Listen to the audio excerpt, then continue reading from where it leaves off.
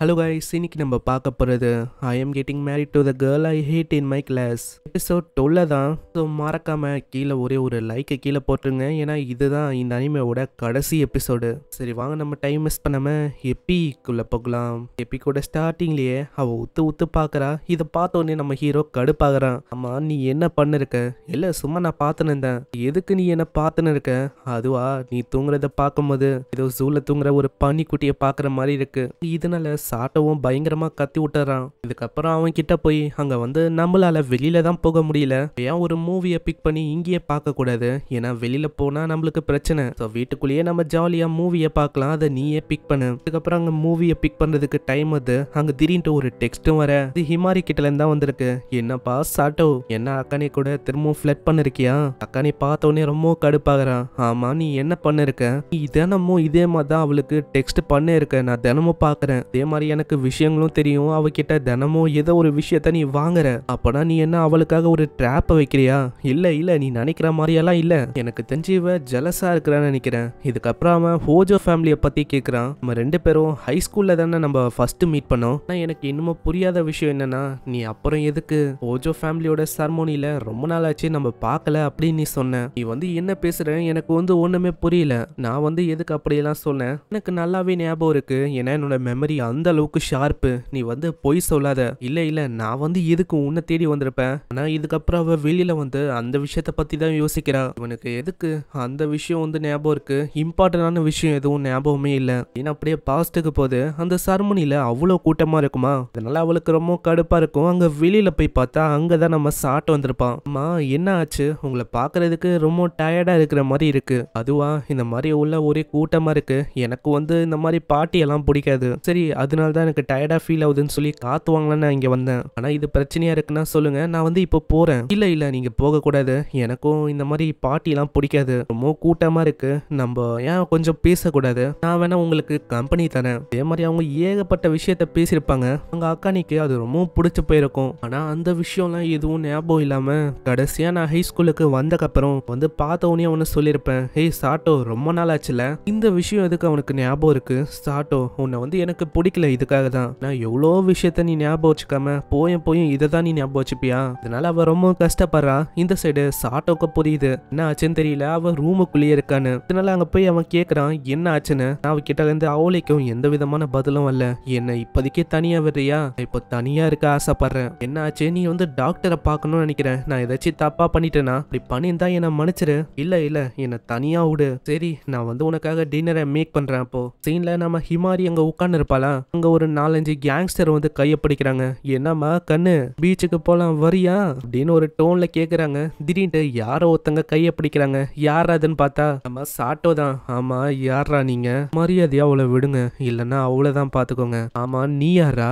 நானா அவளோட boy friend. அப்படி ஒண்டி நீங்க ஏதாச்சும் பண்ண பாத்தீங்க, அவ்வளவுதான் உங்களோட கண்ணை பிச்சு அப்படியே பீச்சில் தூக்கி வச்சிருவேன் பாத்துக்கோங்க. இப்படி சைக்கோத்தனமா சொல்றனால அவங்க வந்து அப்படியே பயந்து ஓடிறாங்க. மாதிரி நீ வந்து இங்க என்ன பண்ணிருக்க? நீ வீட்டுக்கு போகலையா? இல்ல யாருக்காச்சும் இங்க வெயிட் பண்றியா? இல்ல, இந்த மாதிரி நான் யாருக்காகவும் வெயிட் பண்ணல, நான் சும்மா தான் இருக்கேன். இப்போதைக்கு என்னால வீட்டுக்கும் போக முடியாது. என்ன ஆச்சு? அதுவா, இப்போதைக்கு அவ இருப்பா. அவ இருக்கும்போது என்னால எப்படி வீட்டுல இருக்க முடியும்? யாரு? எங்க அம்மாவோட ஸ்டெப் ஒய்ஃப் தான். அவங்க இருக்கும்போது யூஸ்வலா நான் எல்லாம் வரைக்கும் ஷெட்யூல் பண்றேன். ஆனா இப்போ வந்து அப்படி இல்ல, அதனால தான் நான் இங்க இருக்கேன். இல்லையா வெளியில போய் நான் ஏதாச்சும் கேஃபேல உட்காந்துருவேன். சோ அப்படியே டைம் வந்து ஓடிடும். அங்க இதே மாதிரி சாட்டவும் எதுக்கு வந்தான் சொல்றான். அது கேட்டவ ரொம்ப ஆச்சரியமா வரா. என்னது, ரெண்டு பேரும் மாத்தி வேலைகளை செய்றீங்களா? ரொம்ப அற்புதமான விஷயம் தான். ஆனா சாட்டோ, ஏதோ ஒண்ணு, நீ வந்து இப்போதைக்கு போகலாம், நான் வந்து ஓகேவா தான் இருக்கேன். இல்ல இப்போதைக்கு நான் கொஞ்ச நேரத்துக்கு உன் கூட இருக்கேன். இதை கேட்டோடனே அவளுக்கு அழுகியாவது. அவளுக்கு ஒரு பழைய விஷயம் ஞாபகம் வருது. சாட்டோ, உனக்கு ஞாபகம் இருக்கா? நீ வந்து என்னோட பாய் ஃப்ரெண்ட் மாதிரி நடிக்கிறேன்னு சொன்னல, அந்த விஷயம் வந்து எனக்கு ரொம்ப பிடிச்சிருந்தது. அது மாதிரி தான் எனக்கு இருக்கணும்னு ரொம்ப ஆசையாவும் இருக்கு. சீன்ல அக்கானையோட தங்கச்சி கறி அங்க பயங்கரமா கத்துறா. ஆனா அது எதையுமே அவன் கண்டுக்கவே இல்லை. ஆமா, உங்களுக்கு கேட்கலையான்னா நான் வந்து உங்ககிட்ட கத்திக்கினே இருக்கேன். இல்ல, நான் வந்து ஒரு விஷயத்த யோசிச்சிருந்தேன். என்ன ஆச்சு? நான் இப்படி சொல்லாதீங்க, என்னோட அக்கா கறியை நீங்க கிஸ் பண்ணீங்கன்னு. அப்படிலாம் நான் ஒன்னும் பண்ணல. அப்பனா இப்படி சொல்லாதீங்க, நீங்க வேற யாரையோ கிஸ் பண்ணீங்கன்னு. இல்ல அப்படியெல்லாம் ஒன்னும் இல்ல. அப்பனா இப்படி சொல்லாதீங்க, நீங்க வந்து தாய் கிழவியே கிஸ் பண்ணிட்டீங்கன்னு. இல்ல அதெல்லாம் ஒன்னும் இல்ல. இப்படி இவங்க பேசும்போதே அங்க ஹிமாரி வரா. ஹிமாரி கிட்ட அவங்க கேக்குறாங்க, இந்த மாதிரி என்ன ஆச்சு, இவன் ஏன் உம்முன்னு இருக்கான்னு. ஹிமாரிக்கும் இப்பதான் விஷயம் புரியுது, இவங்க கிஸ் பண்ண விஷயத்த தான் கேக்குறாங்கன்னு. கொஞ்ச நேரம் எங்களை கம்முன்னு விட முடியுமா? நான் வந்து அவன் கிட்ட கிட்ட கொஞ்சம் பேசணும். அதனாலே அவங்க ஓடி போயிடுறாங்க. அங்க இப்பதான் அந்த விஷயத்தையே அவ சொல்றான். வந்து எதிர்பார்க்கல இந்த மாதிரி கிஸ் பண்ண விஷயத்தினால எவ்வளவு இது ஆகும்னு. நீ வந்து இதுக்கு முன்னாடி யாரையாச்சும் கிஸ் பண்ணிருக்கியா? இல்ல, நான் யாரையுமே பண்ணல. அதே தான் நானும். இதுதான் என்னோட ஃபர்ஸ்ட் கிஸ். இதை வந்து நம்ம திரும்பவும் ஏன் பண்ணக்கூடாது? இல்ல வேணாம், ஆல்ரெடி நம்ம பண்ணிருக்கோம். சோ அதனால திரும்பவும் பண்றதுல ஒன்றும் தப்பு இல்லையே. நான் உன்னை வந்து எனக்கு ரொம்பவும் பிடிக்கும் சாட்டோ. I love you. இந்த சைடு அக்கானே போகும்போது அங்க 4-5 பொண்ணுங்க ஏதோ ஒரு போட்டோ பத்தி பேசுறாங்க. இவ்வளவு கியூட்டா இருக்குல்ல இது. அதை பார்த்தோன்னே அக்கானே அங்க ரொம்ப கடுப்பாகிறா. ஹிமாரி கிட்ட போகும்போதெல்லாம் ஹிமாரி சொன்னா அந்த வார்த்தை தான் ஞாபகம் வருது. எனக்கு சான்ஸ் கிடைச்சா போதும் அவனை கண்டிப்பா எனக்கு சொந்தமாக்கிப்பேன். அதனால அவளால எதுவுமே பண்ண முடியல. அவளுக்கு பழைய விஷயம்லாம் அங்க ஞாபகம் வருது. பழைய விஷயத்துல இவங்க 2 பேரும் ஒன்னா இருந்திருப்பாங்க. நம்ம அக்கா நீ எப்பயுமே புலி ஆயிருப்பா. அந்த டைம்ல ஹிமாரி தான் ஒன்னா இருந்து நம்ம 2 பேரும் ஃப்ரெண்ட்ஸா இருக்கலாம் அப்படின்னு ஏகப்பட்ட விஷயத்த சொல்லியிருப்பா. அதனால அக்கானிக்கும் அங்க அவ்வளவு சந்தோஷமா இருந்திருக்கும். அதுக்கப்புறம் சாட்டவும் ஒரு பொருளை கொண்டு வந்து தரான். அது வந்து ஒரு ஸ்ட்ராபெரி கேக்கு தான். அதை பார்த்தோன்னே அவளுக்கு அழுகியா வருது. என்ன ஆச்சு? நான் ஏதாச்சும் தப்பா பண்ணிட்டேனா என்ன? இல்ல இல்ல, இந்த ஸ்ட்ராபெரி கேக்கு இது வந்து எனக்கு ரொம்ப பிடிக்கும். இதனால நான் ரொம்ப ஹாப்பியா இருக்கேன். நான் வந்து ஏதாச்சும் அந்த விஷயத்த பத்தி பண்ணணும்னு நினைக்கிறேன். அதுக்கப்புறம் நம்ம ஹிமாரிக்கு கால் பண்ணி தனியா வர சொல்றா. ஹிமாரியும் அந்த பார்க்குக்கு வந்தோடனே அவளுக்கு தெரியுது. அக்கானே உனக்கு ஞாபகம் இருக்கா? சின்ன வயசுல நம்ம இங்க தான் விளையாடுவோம் எப்பயுமே. ஆனா ஹிமாரி இப்போ வந்து நான் சொல்றது நீ கேளு. பண்ற விஷயத்த நித்திக்கிறியா? எனக்கு புரியுது. அதாவது அந்த பரப்புன அந்த ப்ராப்ளம் அது வந்து சால்வ் ஆயிடுச்சு. அதை பத்தி தானே நீ சொல்ற? ஆமா, நீங்க பண்ணது ஆக்டிங் தான் எனக்கு புரியுது. ஆனா இது ரொம்ப வியர்டா போகுது. ஆக்டிங்கும் தாண்டி இப்போ உண்மைக்கும் ரொம்ப போகிற என்ன பேசின்னு இருக்க எனக்கு நல்லாவே தெரியும். 2 பேரும் ஃபார்மாலிட்டிஸ்க்காக தான் மேரிடே ஆயிருக்கீங்க. அதனால நான் அவனை கிஸ் பண்ணா என்ன, நான் வெளியில போனா என்ன, அதுக்கும் மேல நான் அவன் கிட்ட என்ன பண்ணாலும் உனக்கு வந்து என்ன ஆகுது? ரீசனை தர வரைக்கும் நான் வந்து என்ன வேணாலும் பண்ணுவேன். நீ அதை கண்டுக்க கூடாது. அதுவா, இந்த மாதிரி எனக்கு அவனை ரொம்ப பிடிக்கும். அதாவது நான் அவனை லவ் பண்றேன். ஓ அப்படியா? அதுக்கு நான் என்ன பண்ண முடியும்? உனக்கு தெரியுமா, இந்த மாதிரி காலேஜோட ஃபர்ஸ்ட் இயர் அதுல இருந்தே அவனை ரொம்பவும் எனக்கு பிடிக்கும். நான் வந்து எப்பயுமே அவனை அப்படிதான் பார்த்திருக்கேன். ஆனா நீ வந்து எப்பயுமே அவன் கூட சண்டை போட்டிருக்க, கூட எப்பயுமே ஒரு மாதிரி கத்தினே இருந்திருக்க. ஆனா நான் ஒன்னும் அப்படிப்பட்ட பொண்ணே இல்ல. நீ தான் இப்போ நடுவுல வர, புரியுதா? இல்ல அப்படிலாம் இல்ல. எனக்கு சாட்டோவை 12 வயசுல இருந்தே தெரியும். ஏன்னா ஹோஜோ ஃபேமிலியில ஒரு பார்ட்டி நடந்திருக்கும். அப்பயே நான் அவனை மீட் பண்ணேன். இதெல்லாம் என்ன சரியே இல்ல. நான் உன்னோட பார்ட்டியால நீ மீட் பண்ணா வந்து இப்படி பண்ணுவியா? இந்த விஷயத்த பத்திலாம் நீ என்கிட்ட சொல்லவே இல்லை. அதுக்கும் மேல உன்னோட பார்ட்டி வழியாவே நீ மேரேஜையும் பண்ணிக்கின. அதெல்லாம் ஒன்றும் சரியில்லை. நீ வந்து யாரு தெரியுமா? நீ வந்து ஒரு ஜஸ்ட் ஒரு தனியான ஒரு பொண்ணு தான். உன்னால யாருக்கிட்டையும் பேச முடியாது. ஏன் சாட்டோ கிட்ட பேச கூட நீ வந்து மத்தவங்களோட ஹெல்ப்புக்காக பாப்ப. அந்த மாதிரி ஒரு பொண்ணு நீ. ஆமா அடியே, நீ ஒண்டி அப்படியே பெரிய ஒழுங்கு. நீயும் ஒரு கிரீப்பியான பர்சன் தான். ஆமா அதுக்கு என்ன? அட்லீஸ்ட் என்னோட மூஞ்சில நான் ஒரு ஸ்மைலியாச்சும் போடுறேன். உன்ன மாதிரி ஒன்றும் இல்ல, புரியுதா? நான் நீ வந்து உன்னோட ஃபேக் ஸ்மைலை வச்சு சாட்டோ கிட்ட பேசுற.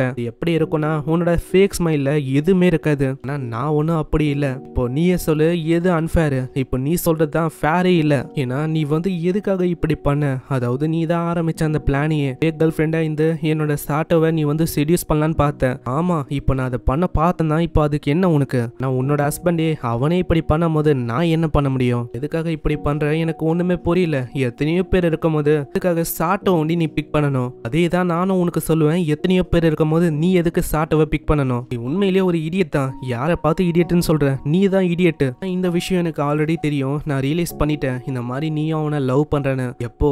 காலேஜோட ஃபர்ஸ்ட் இயர்ல தான். ஏன்னா எப்போலாம் நம்ம சாட்டோ வரலையோ அப்போலாம் நீ ஒரு மாதிரி ரொம்ப சோகமா இருந்த. அந்த டைம்லயே எனக்கு புரிஞ்சு போயிடுச்சு. எனக்கு சாட்டோவை அவ்வளோ பிடிக்கும். சாட்டோக்காக நான் பொறுமையா வெயிட் பண்ணேன். இந்த மாதிரி யாரும் நோட்டீஸ் பண்ணாம அவனை லவ் பண்ணி எனக்கு சொந்தமாக்கணும்னு. விஷயம் வந்து அப்படி போகல. ஏன்னா சாட்டோட இதயத்துல ஒரு ஓட்டை இருக்கு. அதுக்குள்ள எப்படி நான் போகணும் அதுவும் எனக்கு தெரியும். எனக்கு ஜஸ்ட் வந்து எல்லாத்தையுமே கேட்கணும். சாட்டோவை நான் எனக்கு அடைய வச்சிருந்தா அவ்வளவுதான். அதுக்கப்புறம் நீ வந்து உன்னோட வாழ்க்கை முழுக்க ஒரு மாதிரி சோகத்துல இருந்திருப்ப. உங்களோட வெட்டிங்க்கும் நீ வந்திருக்க மாட்டேன். நம்மளோட ஃப்ரெண்ட்ஷிப் அதுவும் எண்டா இருக்கும். அதெல்லாம் நடக்கக்கூடாது அப்படின்னு சொல்லிதான் உனக்காக நான் எவ்வளவு விஷயத்த பண்ணேன். எனக்கு புரியுதா அக்கானு? என்னை மன்னிச்சிரு. எனக்காக எவ்வளவு விஷயத்த பண்ணியிருக்கேன். நான் வந்து உன்னை 2 வருஷம் வெயிட் பண்ண வச்சிருக்கேன். அதனால தான் நீ வந்து இப்போ அந்த மாதிரி பண்ணியா? ஏதாச்சும் சான்ஸ் கிடைச்சா அவனை எடுத்துக்கலான்னு. நான் இப்போ வந்து புரியுது நீ எதுக்காக எவ்வளவு விஷயத்த பண்ணியிருக்குன்னு. அதாவது நீ என்னையும் இழக்க விரும்பல. சொல்றது கரெக்ட் தான். ஏன்னா நம்ம 2 பேரும் பெஸ்ட் ஃப்ரெண்டா இருந்து ஒரே பையனுக்காக நம்ம ஏங்கி இருக்கோம். இதனால தான் ரொம்ப நம்மளுக்கு கஷ்டமா இருக்கு. அவ்வளோ பரவாயில்ல. நான் வந்து நம்ம சாட்டோவை விட போதில்ல. அதேதான் என்னோட பெஸ்ட்டை கொடுத்து சாட்டோவை நான் அடைய போறேன். இல்ல நான் ஒன்னும் விட்டு கொடுக்க போறதில்ல.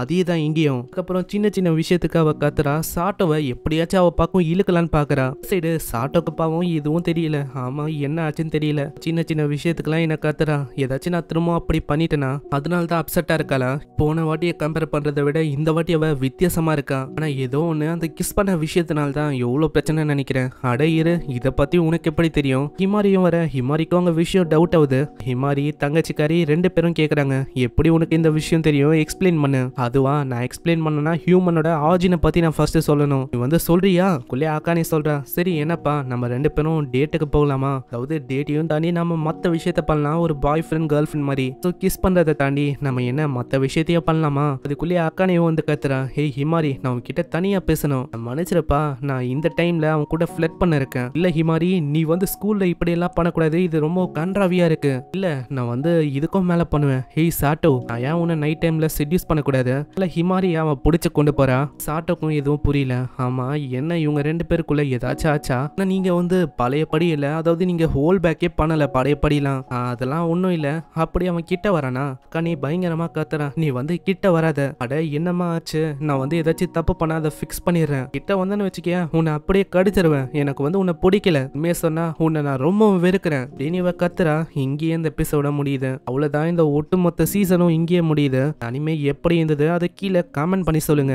ரொம்ப நாளாவே இந்த ரொமான்ஸ் அனிமேக்கு வெயிட் பண்ண. எனக்கு பிடிச்ச ரொமான்ஸ் அனிமேல இதுவும் ஒன்று. அதே மாதிரி இன்னொரு அனிமேவும் இருக்கு. அதை பத்தி நான் ஒரு ரிவ்யூ வீடியோவா கூட நான் போட்டிருப்பேன். அது கூடிய சீக்கிரத்தில் வரப்போது, அதையும் நம்ம பார்க்கலாம். அதுவும் இதை விடவும் வேற லெவலில் இருக்கும் அந்த ரொமான்ஸ் அனிமே. ஸோ நம்ம சேனல்லையே நம்ம பார்க்கலாம். அது எத்தனை பேருக்கு ஞாபகம் இருக்குன்னு தெரியல. கூடிய சீக்கிரத்தில் நம்ம சேனல்லையே அந்த ரொமான்ஸ் அனிமே ரிலீஸ் ஆகும். ஏன்னா அது ஒரு ஆன்கோயிங் அனிமே தான். நம்ம அதையும் பார்க்கலாம். ஸோ இதுக்கு கிடைச்ச மாதிரி அதுக்கும் சப்போர்ட் கிடைக்கும்னு நினைக்கிறேன். ஏன்னா அது தரமா இருக்கும். மறக்காம கீழே லைக் பண்ணிட்டு இந்த அனிமே எப்படி இருந்துச்சுன்னு கீழே கமெண்ட் பண்ணுங்க. நான் உங்களை நெக்ஸ்ட் அனிமேல சந்திக்கிறேன். இதுக்கு சீசன் 2 இருக்கான்னு எனக்கு சரியா தெரியல. வந்தா நம்ம பார்க்கலாம். அது வரைக்கும் சைனரா.